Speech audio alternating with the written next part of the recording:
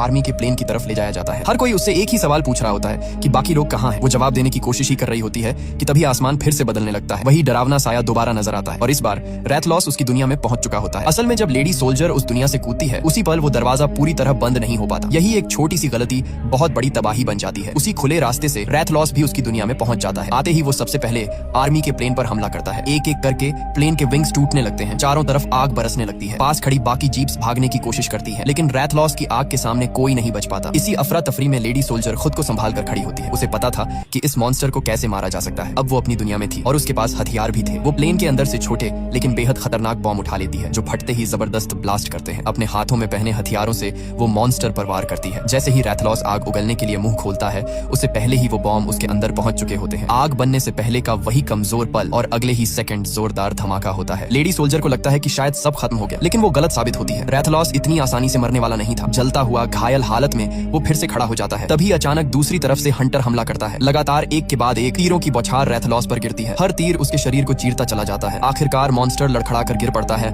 और अपनी ही आग में जलने लगता है। उसी वक्त एडमिरल भी वहां पहुंच जाता है। वो साफ शब्दों में बता देता है कि खतरा अभी टला नहीं है, रास्ता पूरी तरह बंद नहीं हुआ है। अगर अब कुछ नहीं किया गया तो और भी बड़े मॉन्स्टर्स इस दुनिया में आ सकते हैं। और तभी उनके सामने आसमान फिर से बदलने लगता है। हवा तेज हो जाती है। एक विशाल तूफान बनता हुआ दिखाई देता है। उसी तूफान के अंदर से एक और रैथलॉस आने वाला होता है। हालात साफ थे, या तो अब यहीं सब खत्म किया जाए या फिर पूरी दुनिया तबाह हो जाएगी। लेडी सोल्जर, हंटर और एडमिरल एक दूसरे की तरफ देखते हैं। अब पीछे हटने का कोई रास्ता नहीं था। तीनों बिना वक्त गंवाए उस दूसरे रैथलॉस का सामना करने के लिए आगे बढ़ जाते हैं। जैसे ही तूफान के बीच से दूसरा रैथलॉस उभरता है लेडी सोल्जर, हंटर और एडमिरल अपनी सारी ताकत इकट्ठा करते हैं। अब पीछे हटने का कोई रास्ता नहीं था। हंटर अपने तीर और कमान तैयार करता है, एडमिरल तलवार और हथियार लेकर खड़ा होता है और लेडी सोल्जर अपने हाथों में बॉम्ब और हथियारों के साथ पूरी तरह तैयार थी। रैथलॉस की आग चारों तरफ फैल जाती है, हवाएं उड़ा देती हैं और जमीन कांपने लगती है। लेकिन लेडी सोल्जर ने पहले ही प्लान बना रखा था। वह रैथलॉस को अपनी ओर खींचती है ताकि हंटर उसके कमजोर पल का फायदा उठा सके। हंटर अपने तीरों से लगातार निशाना साधता है जबकि एडमिरल तलवार से उसके पैरों और पंखों पर वार करता है। जैसे ही रैथलॉस आग उगलने की कोशिश करता है लेडी सोल्जर उसके मुंह में बॉम्ब डाल देती है। जोरदार धमाके के साथ